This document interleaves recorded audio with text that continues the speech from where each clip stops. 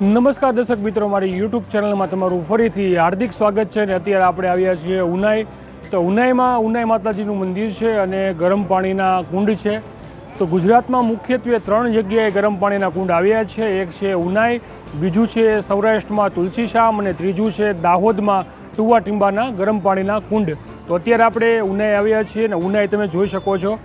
રોડથી સામે તમે માતાજીનો જે મેઇન ગેટ છે મંદિરનો તે જોઈ શકો છો. અહીંયાથી આપણે અંદર જવાનું રહે છે અને અંદર જઈને આપણે માતાજીના દર્શન કરીશું અને આ જગ્યાનો જે ઇતિહાસ છે તેના વિશે તમને અવગત કરાવું છું. તો ચાલો સૌથી પ્રથમ આપણે માતાજીના દર્શન કરી લઈએ અને ગરમ પાણીના જે કુંડ છે તે પણ તમને બતાવી દઈએ.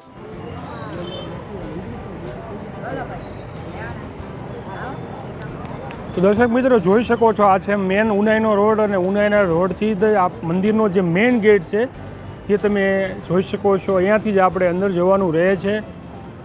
આ પ્રસાદ માર્કેટ આવે છે. પ્રસાદ માર્કેટમાંથી તમારે શ્રીફળ અથવા ચૂંદડી કોઈ પણ વસ્તુ લેવી હોય તો તમે આ જગ્યાએથી લઈ શકો છો. વિશાળ પ્રમાણમાં આ માર્કેટ છે અને આગળના ભાગમાં જોઈ શકો છો નાસ્તાનું પણ સેન્ટર છે. અહીંયા તમારે નાસ્તો કરવો હોય તો નાસ્તો કરી શકો છો. અને આ મેઇન રોડથી આગળ જ એક પાર્કિંગ છે. અહીંયા તમારે ગાડી અથવા કોઈ પણ વ્હીકલ લાવ્યા હોય તો પાર્કિંગ કરવાનું તમારે રહે છે.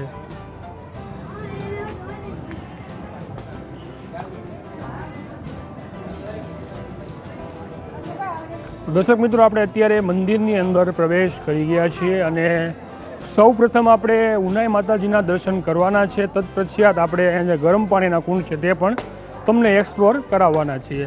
શ્રીફળ તમે લાવ્યા હોય તો અહીંયા આ જગ્યા જોઈ શકો છો. આ જગ્યાએ તમારે શ્રીફળ વધેરવાના રહે છે.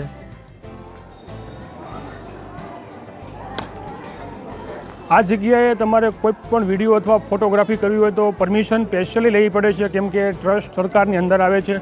તો સ્પેશિયલી અમે પણ એ જગ્યાએ ફોર્મ ભરેલું છે અને પરમિશન મળતા અમે આ વિડીયો તમારા સમક્ષ શૂટ કરીએ. તો ફાઇનલી દર્શક મિત્રો, અત્યારે આપણે મંદિરની અંદર એન્ટર કરી ગયા છીએ. પાછળ જોઈ શકો છો આ છે ઉનાઈ માતાજીનું મંદિર. ત્યાં આપણે જવાના છીએ અને ત્યાં તમને ઉનાઈ માતાજીના દર્શન તમને કરાવવાના છે. તો મંદિરની અંદર જ્યારે આપણે એન્ટ્રી કરીએ છીએ તો સૌપ્રથમ શ્રીફળ તમે જે લાવ્યા હોય તો શ્રીફળ તમારે ત્યાં વધેરવાનું રહે છે. તો સૌપ્રથમ આપણે ઉનાઈ માતાજીના દર્શન કરી લઈએ. તત્પશ્ચાત આ જગ્યાનો જે ઇતિહાસ છે તે આ જગ્યા પર એક બોર્ડ છે તેમાં લખેલો છે. તે પણ ફોટો પાડીને અમે તમને જણાવવાના છીએ કે શું આ જગ્યાનો ઇતિહાસ છે ને કેટલો જૂનો આ જગ્યાનો ઇતિહાસ છે. તો મંદિરના પરિષદમાં આપણે એન્ટર કરી ગયા છીએ. પાછળ જોઈ શકો છો, પાછળ ઉનાઈ માતાજીનું મંદિર છે જે અમે તમને આગળના કેમેરામાં બતાવ્યું છે, જેથી તમે સારી રીતે દર્શન કરી શકો.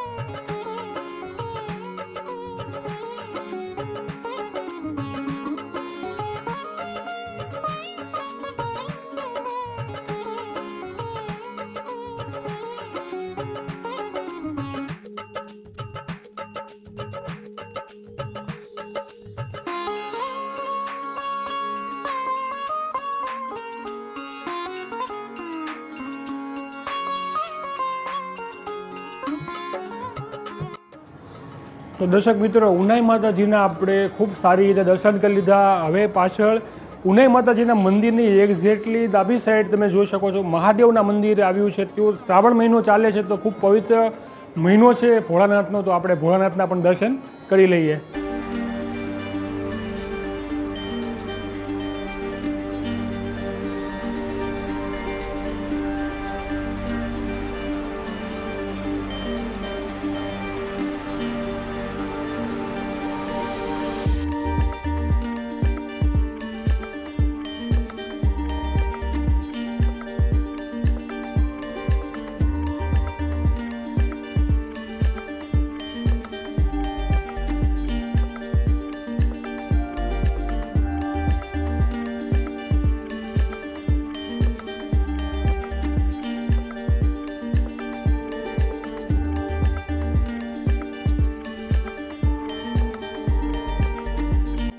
તો દર્શક મિત્રો, ચાલો જાણી લઈએ આ ઉનાઈ માતાજીનો શું ઇતિહાસ છે ને આ ગરમ પાણીના કુંડ કઈ રીતે બન્યા.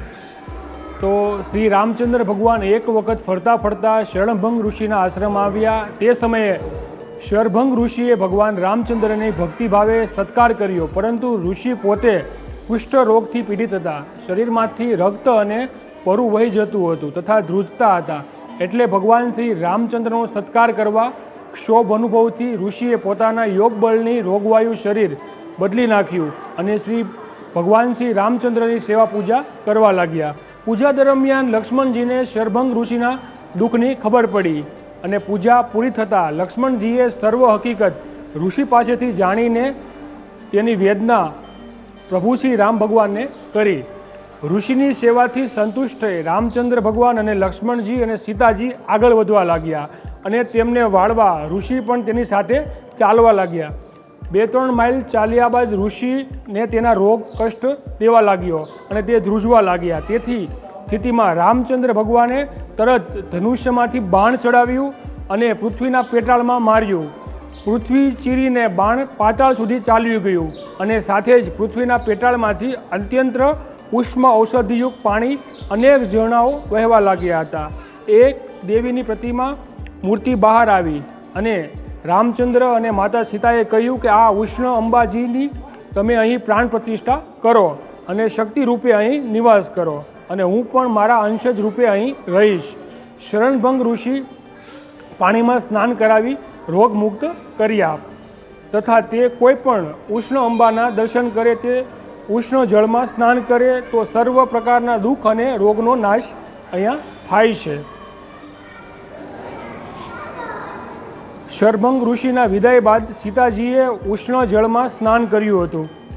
સ્નાન કર્યા બાદ શ્રી રામચંદ્ર ભગવાને સીતાજીને પૂછ્યું કે તમે કેમ આ જગ્યાએ સ્નાન કર્યું. ત્યારે સીતાજીએ જવાબ દીધો કે હું અહીંયા નાહી. તેના પર અપભ્રષ્ટ થઈને ઉનાઈ શબ્દ પડ્યો અને તેના નામ પરથી આ ગામનું નામ પણ ઉનાઈ પડ્યું હતું. તો દર્શક મિત્રો, ખૂબ જ સરસ રીતે આ જગ્યાનો ઇતિહાસ, તમે જ્યારે પણ મંદિરમાં આવો છો તો આ પીળા કલરનું જે બોર્ડ છે તેમાં સમગ્ર ઇતિહાસ આ જગ્યાનો લખેલો છે.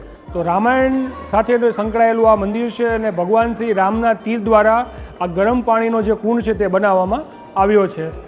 તો દર્શક મિત્રો, આઈ હોપ તમે ઇતિહાસ સારો લાગ્યો હશે. તો હવે આપણે અહીંયા જે ગરમ પાણીના જે ઝરા છે તે વિશે તે પણ તમને બતાવી દઈએ જેથી તમને ખ્યાલ આવે. તો જોઈ શકો છો મંદિરના જમણી બાજુમાં જે ગરમ પાણીના ઝરા તરીકે એક બોર્ડ માર્યું છે, ત્યાંથી આપણે ગરમ પાણીના જે ઝરા છે તે જોઈ શકીએ છીએ.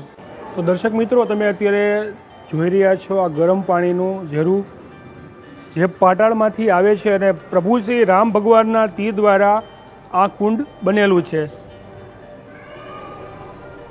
ગુજરાતમાં મુખ્યત્વે 3 ગરમ પાણીના કુંડ આવ્યા છે, જેમાંનું છે સૌરાષ્ટ્રમાં તુલસીશ્યામ, બીજું છે ગોધરામાં ટુવા ટીંબાનું પાણી અને આ ત્રીજું ઉનાઈ માતાજીનું ગરમ પાણીનું કુંડ. હંમેશા માટે કોઈ પણ ઋતુ હોય તો અહીંયા પાણી પેટાળમાંથી અથવા પાતાળમાંથી આવે એટલે તે ગરમ પાણી રહે છે. તો જોઈ શકો છો વિશાળ પ્રમાણમાં કુંડ અહીંયાથી તમે નિહાળી શકો છો અને તેમાં વરાળ પણ આવી રહી છે અને બુલબુલા પણ તમે જોઈ શકો છો.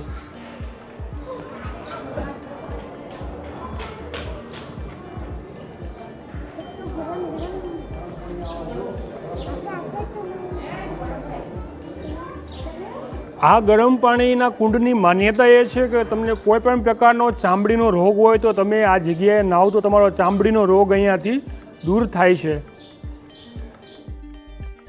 તો દર્શક મિત્રો, અહીંયા જે તમે મેન કુંડ નિહાળ્યો તેમાં નાહવાની મનાઈ છે, કેમ કે તેની ઊંડાણ પણ વધારે છે અને ગરમ પણ વધારે આવે છે. તે માટે અહીંયા પાછળના ભાગમાં પણ આ કુંડનું પાણી આવે છે અને ત્યાં અલગ અલગ લેડીઝનું અલગ છે અને જેન્ટ્સનું અલગ અલગ નાહવાની વ્યવસ્થા કરી આપવામાં આવેલ છે, જેમાં 7 થી 8 રૂમ પણ છે જ્યાં તમારે કપડાં ચેન્જ કરવા હોય તો કપડાં ચેન્જ કરી શકો છો. અને આ નાના કુંડમાંથી બાલટી દ્વારા પાણી બહાર લાવીને તમે અહીંયા નાહી શકો છો અને માન્યતા મુજબ અહીંયા ચામડીના રોગ છે તે પણ દૂર થાય છે તેવું આ જગ્યાએ માનવામાં આવે છે. તો દર્શક મિત્રો, આપણે ઉનાઈ માતાજીના દર્શન કર્યા, અહીંયા જે ગરમ પાણીના કુંડ છે તે પણ તમને બતાવ્યા અને આ જગ્યાનો શું ઇતિહાસ છે તેના વિશે પણ તમને માહિતી આપી. તો હવે બાકી રહ્યું છે અહીંયા રહેવાની અને જમવાની વ્યવસ્થા વિશે. તો જમવાની અહીંયા રનિંગમાં કોઈ વ્યવસ્થા નથી, પણ પૂનમ જ્યારે હોય ત્યારે અહીંયા દર પૂનમે ભંડારો થાય છે, તે પણ નિઃશુલ્ક રહે છે. અને રહેવા માટે સ્પેશિયલી અહીંયા જે રૂમનો રેન્ટ છે તે 200થી માંડીને 400 સુધી છે. એનો જે ફોટો છે તે હું સ્ક્રીન હમણાં આગળની સ્ક્રીનમાં મૂકું છું, જેથી તમને પણ માહિતી મળે, અને તેમાં ફોન નંબર પણ મૂકું છું કે કેટલા લોકો કઈ રૂમમાં રાખી શકે છે. કોરોના પછી આ રૂમ આપવાનું એ બંધ કરેલું છે, કેમ કે અત્યારે થોડુંક રિનોવેશનનું કામ ચાલુ છે, તો ટૂંક સમયમાં પણ આ લોકો રૂમમાં આપવાનું ચાલુ કરવાના છે. તો ફિલહાલ અત્યારે રૂમ આપવાનું બંધ છે, કેમ કે રિનોવેશનનું કામ આ જગ્યા પર ચાલુ છે. તો દર્શક મિત્રો, આપણે આ મંદિરે ઉનાઈ માતાજીના દર્શન કરીએ, આ જગ્યાનો ઇતિહાસ જાણ્યો, ગરમ પાણીના કુંડ વિશે પણ માહિતી તમને આપી, રહેવા અને જમવાની વિશે પણ માહિતી તમને આપી. અમે જ્યારે અહીંયા આવ્યા હતા તો અહીંયા રહેવાની વ્યવસ્થા અત્યારે બંધ છે, તો સ્પેશિયલી અમે પ્રજાપતિ ધર્મશાળાએ રોકાણા હતા. ત્યાં 6 જણા એક રૂમમાં રહી શકે છે અને તેનો ચાર્જ છે 500 રૂપિયા. તો કઈ રીતની તે રૂમ છે અને કઈ રીતની ધર્મશાળા છે તે અમે અત્યારે તમને બતાવીએ. તો જ્યારે પણ તમે ઉનાઈ આવો છો તો તમને રહેવાની વ્યવસ્થા વિશે કોઈ માહિતી હોતી નથી, તો આજે અમે તમને રહેવાની વ્યવસ્થા વિશે માહિતી આપવાના છીએ. તો પાછળ તમે જે જોઈ રહ્યા છો આ છે પ્રજાપતિ સમાજની ધર્મશાળા. આ જગ્યાએ તમારે રોકાવું હોય તો આ જગ્યાએ 500 રૂપિયામાં તમે 6 વ્યક્તિ એક રૂમમાં રહી શકો છો. ખૂબ સારી રીતે નવું બાંધકામ છે. તો ચાલો અંદર જઈને તમને બતાવી દઈએ પ્રજાપતિ ધર્મશાળા. તો અમે કરીબન કાલે સાંજે 8 વાગે અહીંયા પહોંચ્યા હતા અને પ્રજાપતિ સમાજની ધર્મશાળામાં અમે રોકાણા હતા. તો તમને રૂમ પણ બતાવવાના છે, કેવો રૂમ છે, શું શું સુવિધા છે, તે તમામ વિશે અમે તમને માહિતી આ વિડીયોમાં આપવાના છીએ.